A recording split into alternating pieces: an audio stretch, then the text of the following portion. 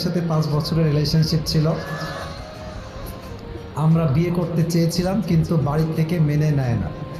এখন মেয়েটির বিয়ে ঠিক এবং কাবিননামাও হয়ে গিয়েছে, কিন্তু ঘরে তুলে নেয় নাই। মেয়েটা এখনও আমার সাথে কথা বলে, এতে আমার কি করা উচিত? ছেলেটা প্রশ্ন করেছে। এইটা দেখেন, ডোন্ট লাভ, কেউ হাসবেন না। Focus on this lecture. আমি যা বলি একটু বুঝেন, পে ইউর অ্যাটেনশন, মনোযোগ দেন। দেখেন, আমি প্রত্যেকটা মেয়েকে বলবো, প্রত্যেকটা যুবককে বলবো, যে যাকে পছন্দ করবা সে তাকেই বিয়ে করবা। এটাই হচ্ছে রাসূলের সুন্নাহ। দেখো, একটা মেয়ে যদি অন্য কোনো ছেলেকে পছন্দ করে, বাবা মা যদি সেই মেয়েকে আর এক ছেলের সঙ্গে জোর করে বিয়ে দেয়, তবে মেয়েটা কখনো সংসার জীবনে সুখী হতে পারে না, তার মনটা ওখানেই থেকে যায় আজীবনের জন্য।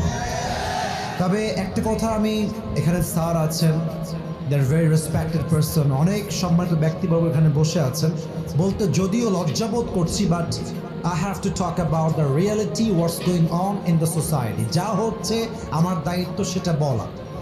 আজকালকার হাজার হাজার যুবক তার পছন্দের মেয়েকে বিয়ে করতে পারে না জাস্ট টাকার জন্য। যুবক ভাই, আজকে এই জাস্ট টাকার জন্য হাজার হাজার পুরুষের পছন্দের মেয়ে অন্য বাড়ির বউ হয়ে যায়।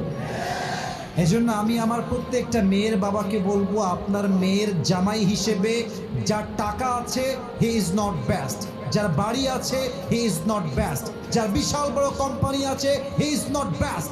আপনার মেয়ের জন্য সবচেয়ে বেস্ট হচ্ছে সেই যুবক যে রাসূলের সুন্নাহ অনুযায়ী জীবনকে গড়েছে। আর আমি অবাক হয়ে যাই মেয়েদেরকে দেখলে। আমি সব মেয়েকে আবারও বলছি, আই রিপিট এগেন, আমি সব মেয়েকে এক পাল্লায় মাপি না, তবে বেশিরভাগ মেয়েরা they always look for better option. বোঝে নাই বাবু, মেয়েদের ভালোবাসা বিশ্বাস করলে সেই লেভেলে একটা বাস খাবা, বিশ্বাস রাখো আমার। এরা তোমাকে বলবে কি জানো, তোমাকে ছাড়া আমি কাউকে বিয়ে করতে পারবো না, তোমাকে ছাড়া আমার কাউকে ভালোই লাগে না।